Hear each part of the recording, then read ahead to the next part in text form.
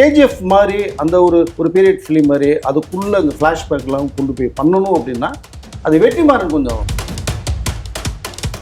யுவன் சங்கர் ராஜா மிகப்பெரிய டேலண்ட் பேச மறுப்பதற்கு இல்லை. ஆனால் நீங்கள் அந்த ஃபார்முலாவில் இருந்து கொஞ்சம் நீங்கள் வெளியில் வந்து தான் பண்ண வேண்டிய சூழ்நிலைகள் வரும். ஸோ அந்த ஃபைட்டு ரொம்ப ஓவராக இருக்குது.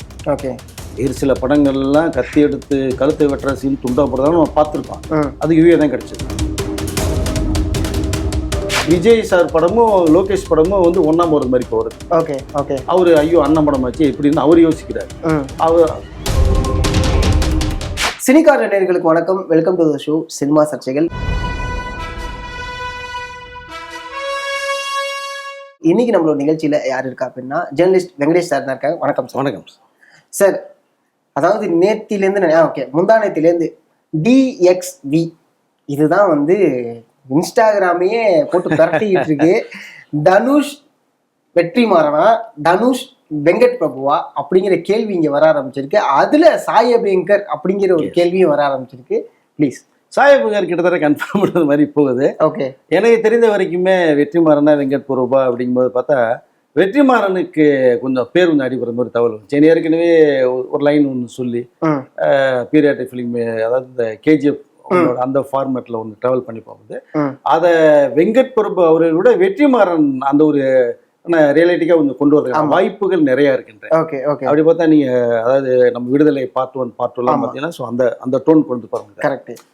பட் இந்த வெங்கட் பிரபு வந்து ஒரு கமர்ஷியல் இயக்குனர், சயின்ஸ் ஃபிக்ஸ் பண்ண கூட இப்போ சிவகார்த்தியன் வச்சு கூட யூஎஸ் எல்லாம் போயிட்டு வந்து பண்ணாங்க. அது கொஞ்சம் தள்ளி வைக்கப்பட்டிருக்கு. அது பட் அந்த ஒரு பேட்டர்ன் அவருக்கு கரெக்டாக வரும்.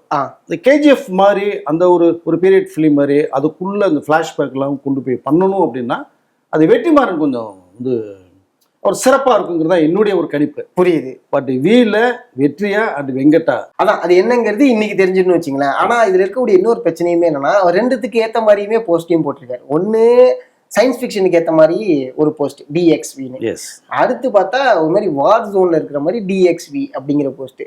இதுல இப்போ கன்ஃபியூஷன் என்ன அப்படின்னா இதுவா அதுவாங்கிறத தாண்டி வெங்கட் பிரபு எப்படி யுவனை விட்டுட்டு போனாரு அப்படிங்கிற ஒரு பிரச்சனையுமே வர ஆரம்பிச்சிருச்சு. இங்க இன்ஸ்டால எல்லாருமே வெங்கட் பிரபு இன்னும் வெங்கட் பிரபு படத்துல யுவன் சங்கர் ராஜா இல்லையா, சாய் அபியங்கரா அப்படிங்கிற ஒரு கேள்வி வர ஆரம்பிச்சிருக்கு.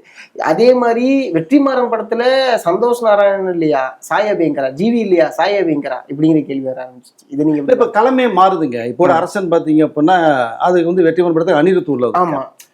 இப்போ அதாவது ஜிவியை தாண்டி இளையராஜா தாண்டி அவர் மைண்ட்ல வேற யாருமே இல்லை. அப்படிங்கும்போது அணி எப்படி உள்ள வர்றாரு? அப்போ இந்த களத்துக்கு அணி நல்லா இருக்குன்னு சொல்லி சிம்பு சொல்றாரு. சிம்பு ஃபார்முலானா அது ரஜினி சாருக்கு, விஜய் சாருக்கு, இவங்க எல்லாமே பண்ணிட்டும் போது நான் அடுத்த ஒரு ரேஞ்சு போகணும்னு அவர் ஆசைப்படுறாரு. இப்போ தானுகிட்ட சொல்லும் போது ஓகே அணியை பேசும்போது அணி வந்து சரிங்கிறார்.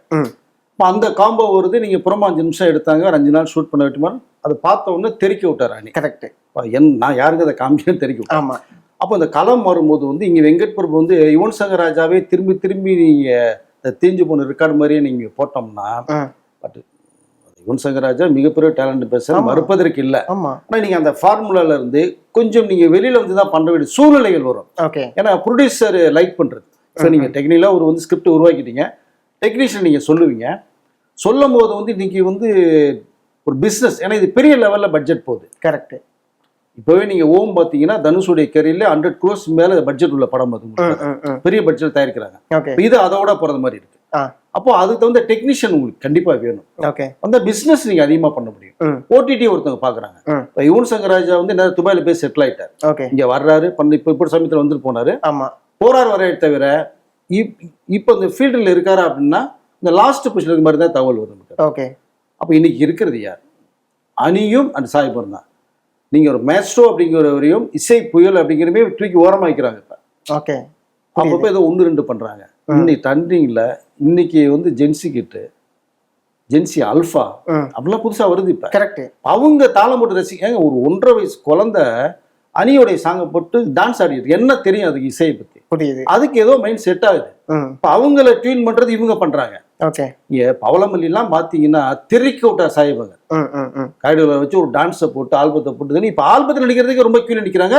அடுத்து மைமிதா பைஜு வச்சு ஒரு ஆல்பம் பண்ற போறாரு. ஸோ இப்போ அப்படி ஒரு ட்ரெண்டிங்ல போகும்போது அவங்க யோசிப்பாங்க. அப்ப யுவன் அவங்க எல்லாம் வந்து சார் நீங்க சொந்த படம் ஒன்று பண்ணிக்கோங்க, இது வேற ஒரு லைன்ல போறோம். அப்ப நீங்க சாய்பங்கர் படம், சாய்பங்கர் கையில 10 படம் இருக்குங்க. இப்ப ஓகே, எல்லா படமும் பண்றாங்க. அல்லு அர்ஜுன் படம் அட்லி படத்தையும் அவர் தான் பண்றாரு. கரெக்ட். அடுத்து பிரதீப் ரங்கநாதனுடைய ப்ரொடக்ஷன் ஹவுஸ்ல அவர் தான் பண்றாரு. மமிதா பைஜு அந்த படம் நஸ்வத் பண்ற படத்துக்கு அவரு தான். இப்ப லைன் அப் நிறைய இருக்காரு.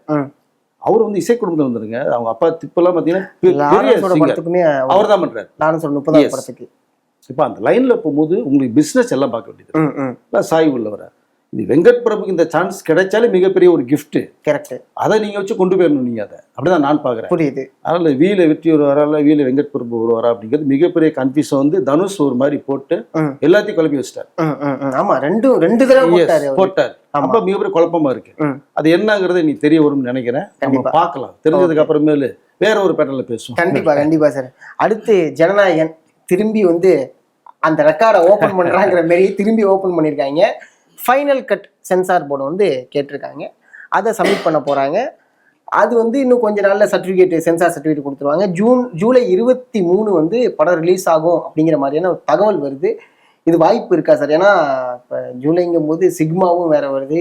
ரெண்டும் அப்பா மகன் காம்போல, ஐ மீன் அப்பா மகனுடைய ஃபேஸ் ஆஃப்ல தேட்டர் பார்க்க போதா அப்படிங்கிற கேள்விகளும் இங்க எழும்பிட்டு இருக்கு. அதை நீங்க எப்படி பாக்குறீங்க? இல்லை, அதான் இப்போ ஜனநாயகன் படம் வந்து சென்சார் சர்டிஃபிகேட் வந்து சொல்லிட்டாங்க. அந்த மாற்றுக்கிறதுல இனிமே மண்டே டியூஸ்டே கிடைக்கும் போது தகவல் வந்தாச்சு. ஓகே. ஏன்னா இப்போ கேவிஎன் அவர்கள் வந்து தமிழரசுடைய சிறப்பு பிரதிநிதியாக டெல்லியில் போயிருக்காங்க. ஆமா, அவர் போனதுக்கு பிறகு சர்டிஃபிகேட் தரது மாதிரி சூழ்நிலை மாறி தான் போய் பேசியிருக்காரு. எஸ். ஓகே. இது வரைக்கும் வரல. இப்ப நீங்க சொன்னதுனால இந்த கேள்வியும் கேட்பாங்க. அப்ப இதுக்காக தான் அவரை வந்து அந்த போஸ்டிங்ல போட்டீங்களா அப்படிங்கிற கேள்வியும் கேட்பாங்க. அது ஒரு பெரிய பிஸ்கோட் மேட்டருங்க. அது கொடுக்கும்போது எப்படி இருந்தாலும் நீங்க சர்டிஃபிகேட் கொடுத்துதான் ஆகணும். கொடுக்காம நீங்க இருக்கு, நீங்க ஓட்டவே முடியாது. பட் இதனுடைய வேற வேலை. பட் அங்க ஒரு தமிழக அரசுடைய சிறப்பு இருக்கும்போது அதுக்கு ஒரு வேல்யூ இருக்கு. ஓகே. ஒரு பேசுறதுக்கு இருக்குமே தவிர அவ்வளவுதான். பட் அப்ப இது வரைக்குமே ஏன் சர்டிஃபிகேட் தரல ஏங்கிறத நீங்க டிசைட் பண்ணிருப்பீங்க. அப்போ ஃபர்ஸ்ட் பார்க்கும்போதே படிச்சிருப்பீங்க. கரெக்ட். செகண்ட் ரிவைசிங் அப்படி பார்த்து முடிவு பண்ணிருப்பீங்க. கட்சி சொல்லும் போது மீட் பண்ணீங்க. இத்தனை கட்டு 13 கட்டு வேணுட்டீங்க, மீட் பண்ண சொல்லிட்டீங்க, இந்த சீன் எடுக்க சொன்னீங்க. ஓகே. அவங்க எல்லாத்தையும் அக்செப்ட் பண்ணிட்டாங்க. யூஏ தான் ட்ரை பண்றாங்க கடைசி வரைக்கும். ஓகே. ஓகே. அப்ப அப்படி ஒரு இன்ஃபுளுன்ஸ் இருந்திருந்ததுன்னா ஏஐ தவிர்த்துட்டு யூஏ வாங்க முடியுமில்ல அவர்னால? புரியுது. ஏன் அது வேணாங்கிறாங்க? இன்ஃபுளுன்ஸ் அங்க யூஸ் பண்ணல. ஓகே. பட் வே போகும்போது ஓகே இதுக்கு மேல வெயிட் பண்ண வேண்டாம். அப்ப ஏ சர்டிஃபிகேட் கொடுக்குறேன்றாங்க. இந்த கட்சிக்கு எல்லாமே சப்மிட் பண்ணிட்டாங்க. அவங்களுக்கு ரெஃபரன்ஸ் பார்த்துட்டாங்க. 2-3 இடத்துல வந்து டயலாக் மீட் பண்றாங்க. கொஞ்சம் வயலன்ஸ் அதிகமா இருக்கு. ஃபைட்ல வந்து உங்களுக்கு செட் போடப்பட்டு அந்த ஃபைட் ஒரு ரீசனுக்கு தான் ஏ. மற்றபடி கண்டென்ட் பாத்தீங்கன்னா எதுவுமே கிடையாது. அழகான ஒரு கண்டென்ட் அப்படி எடுத்திருக்கு. மமிதா பைஜும் விஜய் அவருக்கு நல்ல ஒரு பாண்டிங்கோட ஒரு ஸ்கிரிப்ட் உருவாக்கி இருக்காது. ஸோ அந்த ஃபைட்டு ரொம்ப ஓவரா இருக்கு. ஓகே. வேறு சில படங்கள்லாம் கத்தி எடுத்து கழுத்தை வெட்டுற சீன் துண்டா போறதாலும் நம்ம பார்த்துருக்கோம். அது யூஏ தான் கிடைச்சது. ஓகே. இப்போ இதுக்கு வந்து ஏ கிடைக்குது அப்படிங்கும்போது அது கொஞ்சம் பார்க்குறாங்க, வழி இல்லை. இதுக்கு வேணாம்னு சொன்னா டைம் எடுக்கும். இப்படி தான் கூலி போய் மாட்டுச்சு. ஏ சென்சார் சொல்லும்போது கூட யூஏ வேணும்னா அந்த சேர்ல நீங்க ஃபயர் பண்றது போல ரெடியூஸ் அது வந்து பிளட்டர் படங்களை தூக்குங்கன்றாங்க. லோகேஷ் அக்செப்ட் பண்ணல. அது பண்ணோம்னா ஸ்கிரிப்டே எனக்கு அதுதான் கரெக்ட் பண்ண எனக்கு ஒர்க் அவுட் ஆகாது அப்படிங்கும்போது பரவாயில்ல ஏ கொடுங்கன்னு வாங்கிட்டார். அதனால எவ்வளவு பெரிய பாதிப்பு வந்துச்சுன்றது தெரியும் உங்களுக்கு. அதுக்கு மீறி கலெக்ஷன் பண்ணது வந்து நம்ம சூப்பர் ஸ்டார் மோகத்துக்காக வந்து கலெக்ஷன் ஆச்சு. பட் இங்கே ஏ வாங்குறாங்க. இதுவும் கொஞ்சம் பிளட் பண்ணியோ அந்த ஃபைட் சீனை கொஞ்சம் காமிச்சிருந்தாங்கன்னா வியூ கிடையாது வாய்ப்பு இருக்கும். எனக்கு விஜய் அவர்களுக்கு ஃபர்ஸ்ட் ஏ சொல்லி நினைக்கிறேன். இதுக்கு முன்னாடி ஒரு படம் வந்துட்டு அது கொஞ்சம் வந்ததா வரலையாங்கிறது சின்ன கன்ஃபியூஸ்டு. பட் இதுதான் ஓகே. ஓகே. மேக்ஸிமம் யூ அதுக்கப்புறம் யூஏ கிடைச்சது. ஏங்கிறது இது. இன்னும் பிலோ 18 உள்ள போக முடியாது. நீங்க சிங்கிள் தியேட்டருக்கு ஆடியன்ஸ் ஏதோ உள்ள தப்புன்னு அந்த இன்ஃப்ளூயன்ஸ் உள்ள கொண்டு போயிருவாங்க. கரெக்ட். பட் நீ மால் தியேட்டர் போக முடியாது. அப்புறம் நம்ம அரேபிக் கண்ட்ரில நீங்க பாத்தீங்கன்னா அதுக்கெல்லாம் அலோவ் பண்ண மாட்டாங்க. வெளிநாட்டுக்கு அலோவ் பண்ண மாட்டாங்க. அந்த பெரிய ஒரு பெஞ்ச் மார்க் அப்படிங்கிறது வந்து இந்த படத்துக்கு வந்து கொஞ்சம் குறையிறது வாய்ப்பு நிறைய தகவல் வருது. ஃபர்ஸ்ட் இந்த டே 1 கலெக்ஷன் எப்பவுமே தூள் பண்ணிட்டு போவாங்க. ஆமா. நம்பர் 1ல இருக்கிறது இது வரைக்குமே கூலி படம் தான் இருக்கு. 151 crores per day first day collection. அப்புறம் லியோ சம்திங் ஏதோ 148 ஏதோ இருக்க மாதிரி ஒரு தகவல் ஒன்று. அப்புறம் அஜித் இருக்காங்க. இப்போ இது அந்த டே 1 கிராஸ் பண்ணி போகணுங்கிற ஒரு தாட்ஸ் இருக்கு. ஆனா ஏ கிடைச்சனால போகுமான்னு ஒரு டவுட். அது புரியுது. எதுவாக இருந்தாலும் பரவாயில்ல, படத்தை கொண்டு மக்கள்கிட்ட காமிச்சிடணும்னு முடிவு பண்ணிட்டாங்க. அடுத்த வாரம் வருது. ஜூலை 23 வரதுக்கான வாய்ப்புகள் நிறைய இருக்கு. இங்க என்ன ஒரு சிக்கல் நீங்க கேட்டதுன்னா அது 23 கன்ஃபார்ம் பண்ணிட்டீங்கன்னா 16 சில படங்கள் வருது. அவங்க யோசிப்பாங்க வேணுமா வேணாம் தள்ளி. 31 அவருடைய சன் ஜேசன் படம் சிக்மா வருது. அதோட சேர்ந்து டிசி வருது. லோகேஷன் பண்ண அந்த படம் கிளாஷ் ஆகுது. ஆமா. இப்போ 23 வந்தா கண்டிப்பா ரெண்டுமே தள்ள வேண்டிய சூழ்நிலை வரும். ஆனா சிக்மா தள்ளுறதுக்கு வாய்ப்பு இருக்குன்ற ஒரு தகவல் வருது. ஓகே. ஓகே. லைக்கா வந்து விஜய் சார் படத்தால தான் நான் பேனரே உருவாச்சு. அந்த கத்தி இல்ல இல்லை நம்ம அவரோட படத்தில் மோத வேணாம், அது தெரிஞ்சுக்கிட்டு நம்ம டிசைட் பண்ணுவோம்னு சொல்லிட்டான். நான் டிசி வந்து விஜய் படம் வந்தாலும் பரவாயில்ல, டிசி களத்தில் இறக்கோன்ட்டேன். இப்போ இங்கே விஜய் சார் படமும் லோகேஷ் படமும் வந்து ஒண்ணா போறது மாதிரி இப்போ வருது. Okay okay. அவரு ஐயோ அண்ணன் படம் ஆச்சு எப்படின்னு அவர் யோசிக்கிறார். அவர் ஹீரோ மட்டும் தான் அவரு, கரெக்ட், கம்பெனி வேற. ஆமா.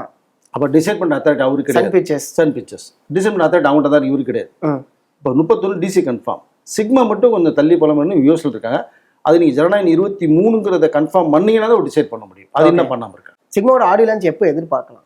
இல்ல இந்த 18th மாதிரி ஒரு தகவல் சொல்லப்பட்டிருக்கு, மிக பிரம்மாண்டமாக பண்றது மாதிரி ஒரு விஷயத்தை. ஏன்னா ஃபர்ஸ்ட் படம் ஜேசன் படம் பிரமாதமா வந்திருக்கான். ஓகே. நீங்க சந்தீப் கிஷனை மட்டும் மைண்ட்ல இருந்து தூக்கிட்டு அந்த இடத்துல விஜய் வச்சு நீங்க பாத்தீங்கன்னா ஒரு விஜய் படம் மற்றது மாதிரியே இருக்குன்றாங்க. ஓகே. அப்பா மைண்ட்ல வச்சுதான் அந்த கதையை உருவாக்குனது. ஃப்ரேம் பை ஃப்ரேம் அவர் என்ன ஸ்டைல் பண்ணா நல்லா இந்த மாதிரி பண்ணிதான் ஒரு தகவல் நமக்கு வருது. படம் சிறப்பா இருக்குன்றாங்க. ஆடியோல வச்சு ரொம்ப கிராண்டா பண்ற மாதிரி விஷயம் இருக்கு. ஓகே. இல்ல என்ன ஒரு சிறப்பு இதை பாத்தீங்கன்னா ஜேசன் சஞ்சய் அவருடைய அம்மா சங்கீதா அவர்கள் வர்றது மாதிரி ஒரு தகவல் வந்திருக்கு. சூப்பர். இந்த ஆடியோ லஞ்சினாலே விஜய் அவர்கள் படத்துக்கு இவங்க வந்த விஷயங்கள் உங்களுக்கு தெரியும். கடைசியா ஒரு 2 படத்துக்கு வர முடியல. இங்க வந்து விஜய் அவர்களை அழைப்பதற்கான வாய்ப்பு மிக தகவல் ஒரு தமிழக முதலமைச்சர். ஏன்னா லைக்கா அவங்க ஃபர்ஸ்ட் படி ஏற்கனவே சொன்னதான், ஃபர்ஸ்ட் படத்துக்கு விஜய் சார் தான் ஹீரோ. அப்போ தமிழக முதலமைச்சராக இருக்காங்க, கூப்பிடலான்ற ஒரு எண்ணம் அவர்கிட்ட இருக்கு. ஓகே. ஆனால் இங்கே ஒரு சிக்கல் ஒன்று ஏற்கனவே சில இது போயிட்டு இருக்கிறதுனால இது கூப்பிட்டா வர முடியுமா, இது என்ன சொல்லுவாங்க அப்படிங்கிறதே தெரியல. தமிழக முதலமைச்சர் விஜய் அவர்களாக விழாவுக்கு வருவாங்களா, இல்லை ஜேசன் சஞ்சய் அவருடைய ஃபாதராக வருவாங்களா, இங்கே சங்கீதா அவர்கள் விஜய் அவர்களும் திரும்பி மீட் பண்ண ஒரு வாய்ப்பு உருவாகும். பட் இதை அவருடைய ரசிகர்கள் ரொம்ப எதிர்பார்க்குறாங்க. அப்படி நடந்ததுன்னா இதோட எங்கள் வாழ்க்கையில் மிகப்பெரிய சிறப்பான நாள் எதுவுமே இருக்காது, மீண்டும் அவங்க ஒன்று சேர்ந்தா நல்லா இருக்குங்கிற அளவுக்கு அவருடைய ரசிகருடைய மனப்பான்மை இருக்கு. அதனால இது ஒரு சின்ன பிளானிங் போய்கிட்டு இருக்கு. எப்படிங்கிறது அது இன்னும் 2-3 நாள்ல தெரியும். அடுத்த வீடியோல பேசணும். கண்டிப்பா சார். சார் அதே மாதிரி ஆடியோ லான்ச் வந்து ஜெயிலர் 2 ஆடியோ லான்ச் மலேசியாவில் நடக்க போகுது அப்படிங்கிற ஒரு விஷயம் வந்திருக்கு. அது உண்மைதானா? ஏன்னா மலேசியா அப்படிங்கும்போது ரஜினி சாரோட ஃபேன்ஸ் அங்கே அதிகம் தான். பட் இருந்தாலும் இங்கே பார்த்து பழகுனது அங்கே போறது கஷ்டமா இருக்குல்ல. உலகம் பூரா ரஜினி சார் இந்த ரசிகர்கள் இருக்காங்க, மாற்று கருத்தே. பட் ஒரு பிளான் தான் போயிட்டு இருக்குதான் ஒரு தகவல் வருது எனக்கு. அதை ஓகே. மலேசியாவில் வந்து பண்ணி ரொம்ப கிராண்டா பண்ணி லட்சக்கணக்கான பேர் கூட்டத்தை க்ரௌட் பண்ணி பண்ணலாம் அப்படிங்க. இப்போ ஒன்றும் இல்லை, இப்போ இங்கே பண்ணால் நீங்கள் நேரடியாக குறிப்பிட்ட பேர் தான் பார்க்க முடியுது, மீதி பேர் பார்க்க முடியல. ஒரு 20-30 பேர் பார்க்கணும்னா அவ்வளோதானே முடியுது. மீதி பேர் வெளில பார்க்குறாங்க, லைவ்ல பார்க்குறாங்க. வேறு மலேசியாவில் இருந்தோட இந்த லைவ் டெலிகாஸ்ட் இமீடியட்டாக வரப்போகுது. ரைட்ஸ் கொடுத்தாங்கன்னா வந்துடும், இல்லைன்னா ஒரு 1 வீக் கழிச்சு வரும். கரெக்ட். பட் பார்க்கலாம். பட் எங்கே இருந்தால் நான் ஒரு சிறப்பாக இருக்கும் தான் நான் நினைக்கிறேன். நான் அதை புரியுது. ஸோ அதனால் இன்னும் முடிவு பண்ணல. இன்னும் கரெக்டாக மலேசியா தான் ஜெயலலிதா படத்தை ஆடியோ வைக்கலாம் முடிவு பண்ணலை. அது ரஜினி சார்ட்ட எல்லாமே உட்காந்து டிசைட் பண்ணிட்டு இருக்காங்க. ஏன்னா அக்டோபர் 15 தான் படம் ரிலீஸ். இந்த டைம் டியூரேஷன் இருக்கு, அது பார்க்கலாம். இன்னும் டிசைட் பண்ணாமல் இருக்காங்க. இங்கே நேரு ஸ்டேடியத்தில் வச்சிருமா மலேசியா வைக்கலாமா அப்படிங்கிறது ஒரு கன்ஃபியூஷனாகவே போயிட்டு கன்ஃபியூஸ் ஆகுது. ஆல்ரெடி மலேசியாவில் ஒரு ஆடியோ லான்ச் பண்ணாங்க. Yes yes. அடுத்து இந்த ஆடியோ லான்ச் இது அதான் திரும்பி அந்த ஜோனுக்குள்ள நான் போக விரும்பல. பட் அந்த ஒரு டாக் இல்லை தேவையில்லாமல் உருவாகும். இப்போ இன்னொரு விஷயம் பார்த்தீங்க அப்படின்னா, நீங்கள் சொன்னதுனால கண்டிப்பாக ஜெயலலிதா மலேசியாவில் வச்சாங்க அப்படின்னா ஏற்கனவே பண்ணதுனால திரும்பி வச்சு கூடத்தை காமியம் பண்ணாங்கலாம். தேவையில்லாமல் வந்து இது பிடிக்காத நிறைய பேர் இருக்காங்கல்ல, இவருக்கு பிடிக்காது இவருக்கு பிடிக்காதுங்கள அவங்க கொளுத்தி போட்டுருவாங்க. அதை அப்படியே பற்றி ஏறி ஆரம்பிச்சது. புரியுது. இது மாதிரி தான் இப்போ இன்னொரு விஷயமே வேற போயிட்டு இருக்கு. இப்போ தமிழ் திரையில வந்து தமிழக முதலமைச்சர் விஜய் அவர்களுக்கு ஒரு பாராட்டு விழா அப்படின்னு பாராட்டு விழா பண்ணோம்னா முக்கியமான பிக் ஸ்டார்ஸ் எல்லாமே வந்தால் தான் சிறப்பாக. கண்டிப்பா கண்டிப்பா. அப்படிங்கும்போது 4 இண்டஸ்ட்ரி சேர்ந்து பண்றது மாதிரி இருக்கு. தமிழ், தெலுங்கு, மலையாள, கன்னடம். 4லேருந்து யார் யார் வருவாங்க? அப்போ அங்கே விஜய்க்கு அவர்களுக்கு பிடித்த டாப் ஹீரோக்கள் வருவாங்க, பிடிக்காத டாப் ஹீரோ கண்டிப்பாக வர மாட்டாங்க. அங்கே ஒரு கான்ட்ரவர்சி உருவாகிப்பேன். அது வேற ரெடியா இருக்காங்க, அதையாவது கொளுத்தி போலான்ட்டு இருக்காங்க. இங்க தீப்பெட்டி இதை வச்சு ரெடியா இருக்காங்க. வரட்டு கொளுத்தி போட்டுருவோம், பத்தி எறிட்டுங்கிற அளவுக்கு இருக்காங்க. இது எங்கிட்ட ஒரு சிக்கல் உருவாகும். அதனால தமிழ் திரையுலகம் வந்து கண்டிப்பா இதெல்லாம் யோசிக்கணும். இப்ப வந்து 60 நாள் ஆகுது, இப்ப போய் பாராட்டு விழான்றது வந்து அவள் தேவையில்லாம ஒரு முடிவு பண்றான்னு நினைக்கிறேன். ஒரு 4வது வருஷத்துல பண்றது. நீங்க அந்த பீரியட் பண்ணா கூட எல்லாமே ஒரு மாதிரி ஸ்கெட்ச் கரெக்டா போய் நிக்கும். உங்களுக்கு புரியுது, ஒரு ஃபைனல் சர்க்கிள் தெரியும். இப்ப நீங்க பிகினிங் போயிருக்கும் போது நீங்க எல்லாத்தையுமே குழப்பற மாதிரி இருக்கும். தமிழக முதலமைச்சர் விஜய் அவர்களுக்கு மிகப்பெரிய தேவையில்ல சில பிரச்சனை சர்ச்சைகள் உருவாகிறதுக்கான ஒரு வழியாக மாறிவிடும் இந்த பாராட்டுலாங்கிறது. புரியுது. இல்லை அதை வந்து அவர் கண்டிப்பா அக்செப்ட் பண்ண மாட்டேன் தான் நினைக்கிறேன் நான் இதை.